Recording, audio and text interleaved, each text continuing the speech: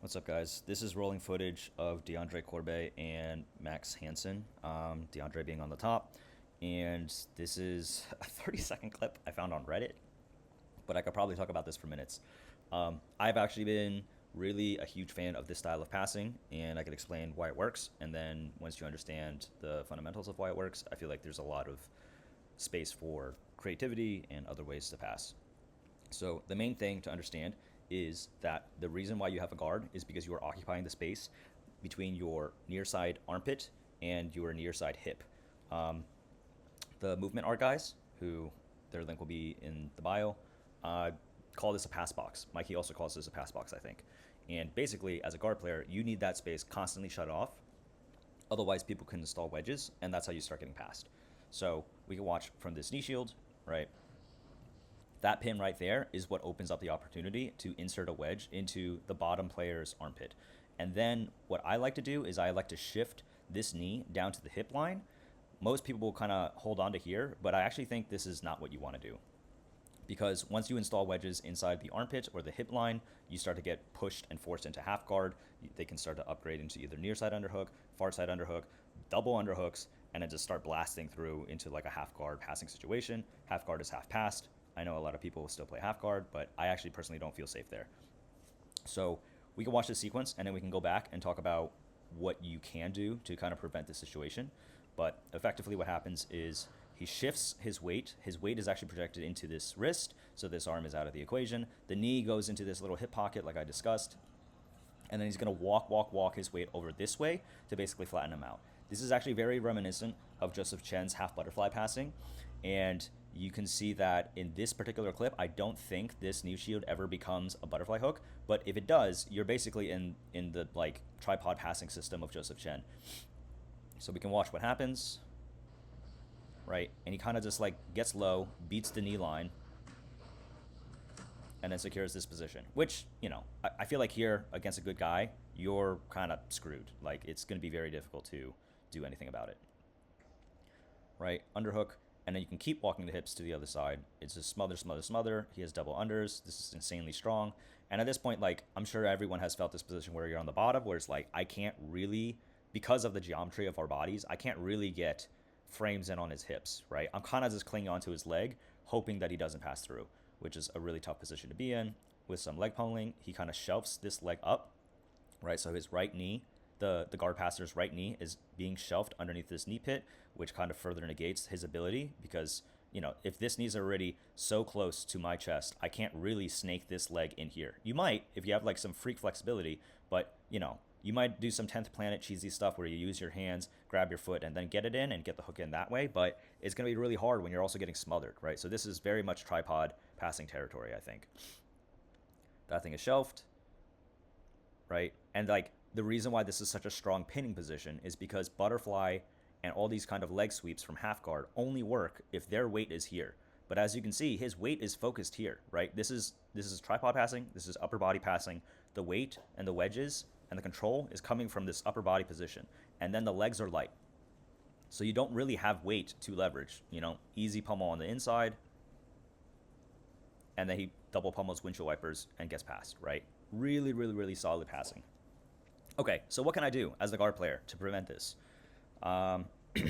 First, that sucks, right? Like, I think when I'm guard passing, I'm always looking for that wrist, and I'm always looking to project weight. And once I project my weight into it, like it would be very shocking, even against heavyweights, for them to get it back. And if they do, usually they have to overcompensate. Something else will open up. But generally, this is already like the first battle lost, right? In this specific situation, I would actually opt to give up this leg and try to pull my knee into my knee pit and try to scrape this out of my armpit because I don't want this in this space. It's really bad, right? At the same time, also gotta like fight the wrist to try to get that out. But overall, like that's how strong this passing position is, right? Once you eliminate the arm, you basically just have to fight against this knee. And I think in this particular clip, it looks like he opts. Like, it's tough. I think at this point it's already done, right? So the main mistakes are really just even having that space open, right? Here, this is tough. That's kind of why I don't even like to play this, right? Because I'm opting to have this leg, trapping this leg, not really doing anything. Everyone knows how to fight out a split squat.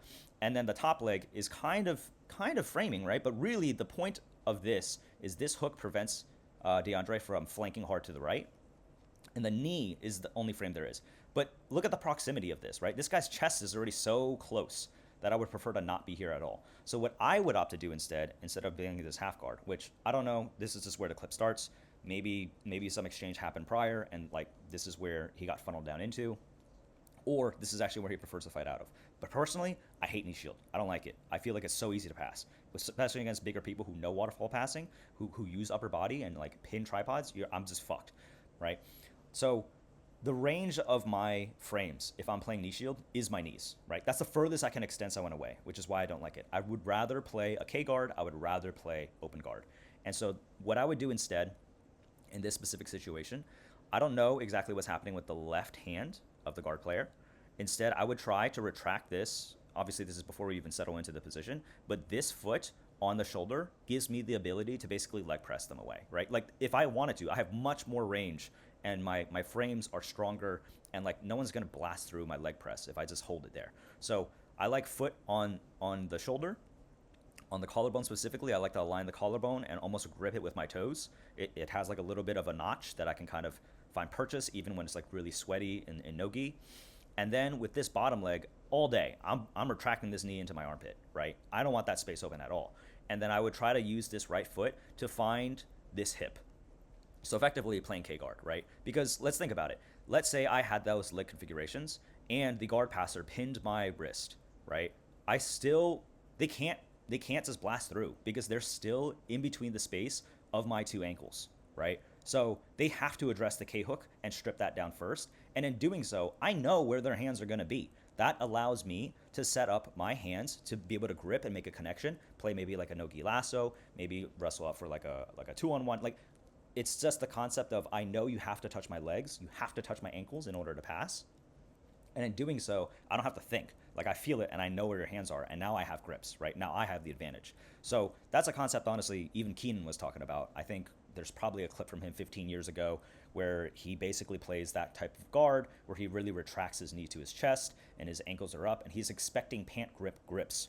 And he knows that, oh, in order for you to pass my legs, you have to make grips on my ankles. And as you do that, I know where your hands are, and now I can establish grips. I can go to De La Hiva, I can go to a college sleeve, whatever, right?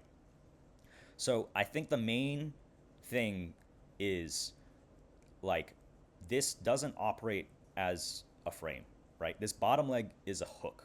It's preventing mobility to flank this side with the reverse De La Hiva hook, and I would rather have frames on this side.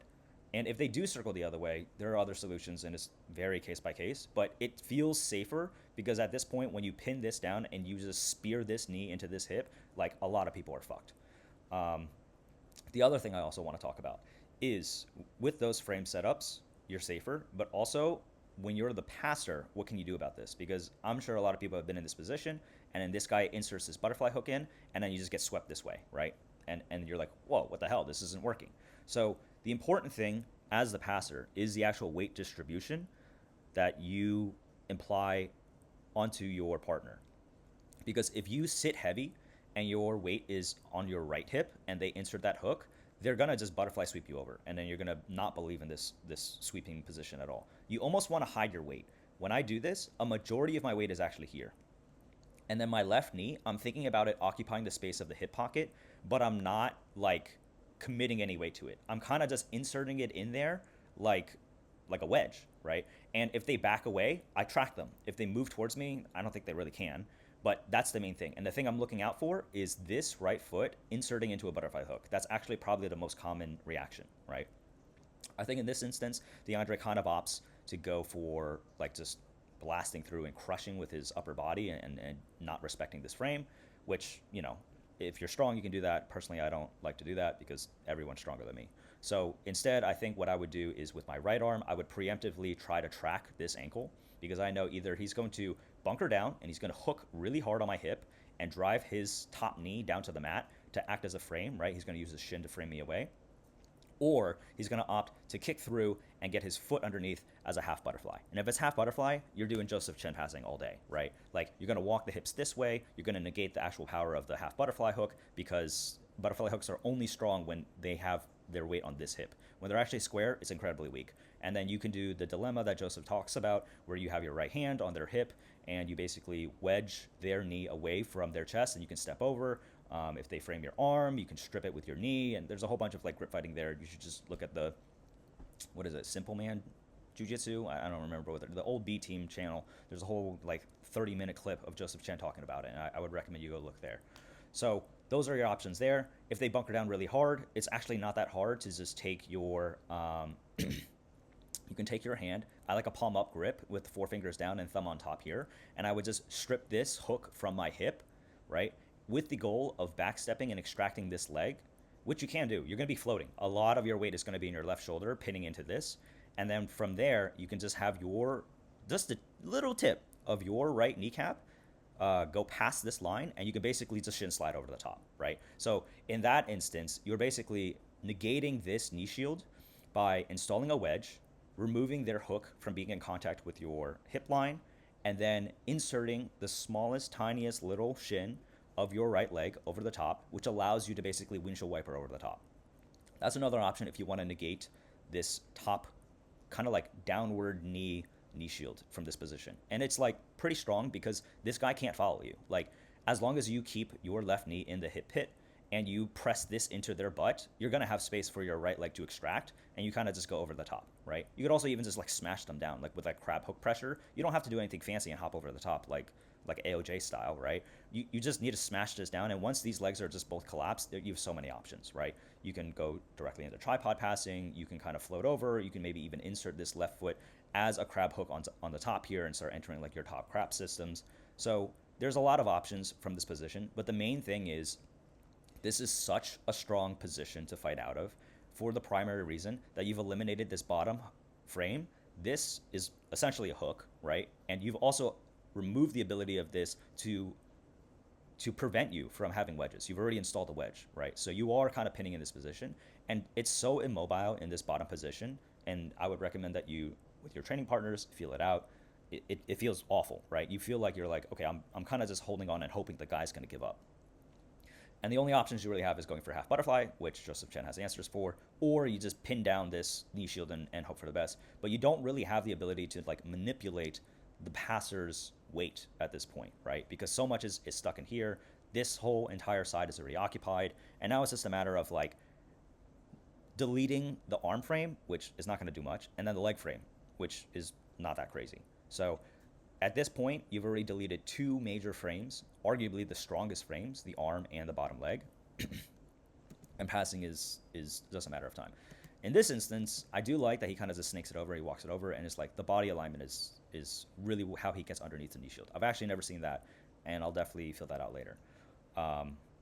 Yeah, those are my thoughts on a 30-second clip of this modern passing, which I'm a little bummed about because cat's out the bag. People are doing this style of passing, and this has been my bread and butter for like last few years. Really, really, really strong position. And I'm willing to bet, like, even if you're lighter weight and you try to do this, people would say, wow, you feel so heavy. But really all it is you're projecting weight in the proper places that make them feel weak. But I'm not strong, and I don't weigh much. It's literally just like, if all my weight's here and all my weight is hidden here, like it's not here, they have nothing to sweep. They just kick my leg in the air, and I'm like, all right, cool. So those are some really cool concepts. I think this is going to become much, much, much more prevalent.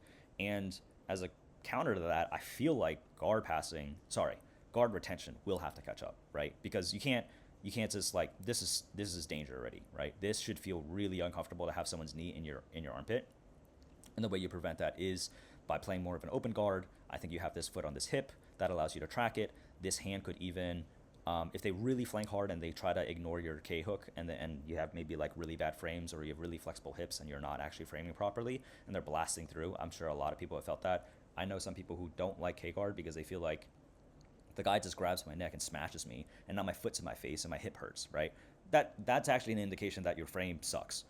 Your K hook shouldn't do that. So the other solution for that would be to also reinforce with this hand framing just below the kneecap here. I've talked about this in a few of my other videos, but you basically stiff arm frame, and you're safe from any kind of like weird near side arm bars because your knee would be on top of your elbow. Ideal situation is you have a K hook on this hip, this knee is on top of this elbow, this hand is framing just below kneecap. You don't want to frame too low on the ankle because you can blast knee slice with this over the top. And you don't want to frame too high because they're just going to walk you over, like you're so far removed from the mat. You almost want to use the friction of the actual mat itself and your stiff arm frames to act as like little probes. And when they walk into you, they're actually pushing you like a sled. And you feel unbelievably secure. You're not using any muscle expenditure because they're just walking into your skeleton. So that would be, I think, a very, very early preemptive structure you could take to prevent even facing this half guard dilemma. That being said, I'm still putting half guard all the time. I suck. You know, people delete my frames. They're faster than me. I reacted too slow. My positioning was slightly off. All very real. So anyways, I hope you like this. I hope it's actually somewhat useful. Kind of fucking crazy. I talked about it for 16 minutes. If you like this content, consider subscribing, liking, blah, blah, blah. Really more important, you should support the links I have in my bio. Those are the people who have really influenced my jiu-jitsu and have really been good for developing a game. The movement art guys is really, really strong guard fundamentals, particularly open guard. And Jon Calestine, obviously, goated with leg locks and outside ashi sauce. So those are the two things I would recommend if you want. There's promo codes in the bio. I'll never run ads because I absolutely fucking hate ads. So yeah, hope this is of some use.